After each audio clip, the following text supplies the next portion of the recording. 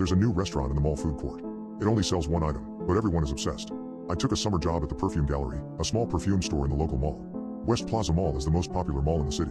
It has all the best stores, and it's conveniently located near a high school, so there are always crowds of teenagers hanging out in all corners of the mall. The Perfume Gallery doesn't get a lot of customers, which is exactly why I picked it. I get paid to sit around and sometimes clean off the glass counters. Only 4 employees are working here, with 2 employees per shift. I'm always stuck working with Ethel. Ethel is not an annoying person, I'd say that we're friends. But she does have a few quirks. She talks too much, which is generally fine considering that there's not much else to do here, but it does get annoying to have someone contracting droning on and on all day long. She's 3 years older than me, but she's working at the Perfume Gallery because she thinks college is some sort of elaborate trap set by the government to force you to either get you to waste money or study business. 3 days ago, Ethel arrived at work shortly after I had opened the store. "Did you come in through the food court entrance?" she asked as she threw her bag down behind the registers. "No, I came in through the north entrance," I replied, counting the bills in the register. "There's a new restaurant, where that burger place used to be." "That's nice," I said, closing the register. She stood behind me, tying her thick black hair up into a ponytail. "There's a giant line, it's crazy. I've never seen that many people in the food court at once." "What do they sell?" I asked, leaning up against the counter. "I don't know, something called the award-winning premium drink." "They sell one drink? That's it?" Ethel nodded her head. "That doesn't sound like a solid business plan," I said. Ethel shrugged. "Well, it's working for them. The line goes all the way to Macy's." "Weird," I commented.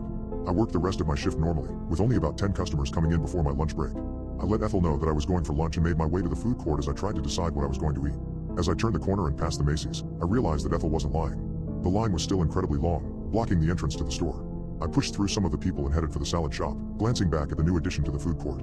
The new place was called EDDIES, according to the glowing neon sign above the counter. There were 3 employees in black uniforms taking orders and handing every customer a black cup with a rainbow straw. Almost everyone in the food court had one. I ordered my salad and sat in the corner of the food court, watching as everyone grabbed their drink and found a seat or stood around in groups, sipping out of their cups. "This does taste like an award-winning premium drink," a man at a nearby table exclaimed after taking a long sip from his drink. The people around them began laughing as if he had said the funniest thing in the world. "Are you gonna try the award-winning premium drink?" one of the women asked, looking over at me. "Maybe later," I lied. "The line is too long and I need to get back to work." "Bummer," she replied, sticking out her bottom lip. "EDDIES has the best drink I've ever tried." "Alrighty," I replied. I got up from the table, feeling uncomfortable, and ate the rest of my salad on the walk back to the store. A couple of minutes later, Ethel left for her lunch break, talking about how excited she was to try EDDIES' new drink. She came back 30 minutes later, complaining about how she had wasted 20 minutes in line and didn't even come close to ordering. She spent the rest of the shift complaining about how many people were in line and how long they had been there. "It's just because they're new," I said. "Give it a week and it'll be empty again." The next day, it was the same story. The line to EDDIES was impossibly long, once again blocking the entrance to Macy's. I rolled my eyes at the crowd of people as I walked to the store. Once again, Ethel came in, complaining about how she had arrived 20 minutes early and still hadn't made it to the front of the line. "Don't you want to try this drink that everyone is raving about?" she asked me, halfway through our shift. "Not really," I replied. "Don't you think it's kind of sketchy that they don't say what's in the drink?" Ethel laughed. "No, what do you think they're going to put in there? Substances? Maybe. It would explain why everyone is so obsessed." "You're so negative, Layla," Ethel replied. I shrugged. On my lunch break, I once again walked past the giant line of people. I was beginning to think that the line wasn't even moving, but it was. Every time I walked by there were different people in line. The food court was littered with black cups and rainbow straws. The trash cans were overflowing, and every single customer had one. I grabbed another salad for lunch and sat at a table on the far right. No one talked to me that day, and I was able to finish my food in peace as I watched everyone sipping from their drinks. I glanced at a group of high school kids that I recognized. They were sitting a few tables away, a black cup in front of every single one of them. They all sipped from the cups, only a few of them eating any food.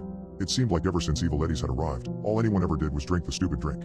I hadn't seen anyone buy food from any of the other places. That day, Ethel once again tried and failed to get a drink from EDDIES. She came back huffing and complaining, and I tuned her out as she rambled on for the rest of the shift. When I left that day, the food court was the same, a long line, and hundreds of black cups with rainbow straws. The next day, Ethel didn't show up for her shift.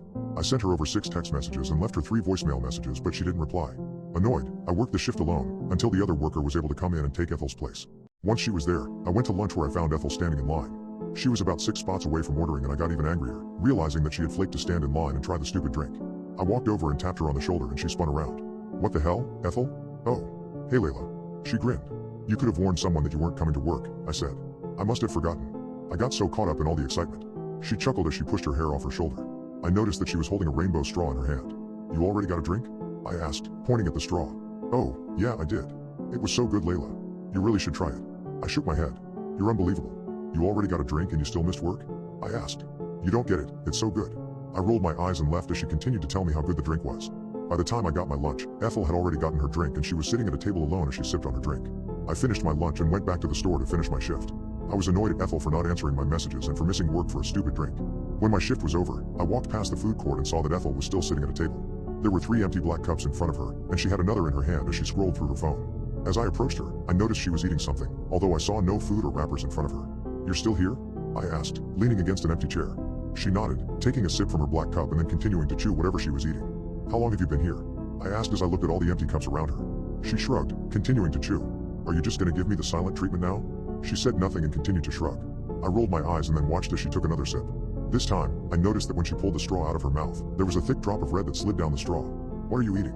I asked. She said nothing and continued to chew, faster and faster until I realized she was bleeding. She parted her lips slightly after she swallowed and blood poured out of the corners of her mouth. "Ethel, what are you eating?" I repeated, leaning over and grabbing her chin. She stared at me and chewed faster, gulping sporadically as she tried to pull away from my grasp. After a while, I got her to open her mouth, and blood dribbled out and down her chin. She swallowed once more and then opened her mouth wide. I jumped back when I saw that her mouth was covered in blood, staining her teeth and running down her lips. She had chewed her tongue off almost completely somehow, and I felt nausea creeping up my throat when I realized that's what she had been swallowing. I gagged as I pulled my phone out to call 911, looking around and noticing that almost everyone with a black cup was chewing and swallowing, just as Ethel had been.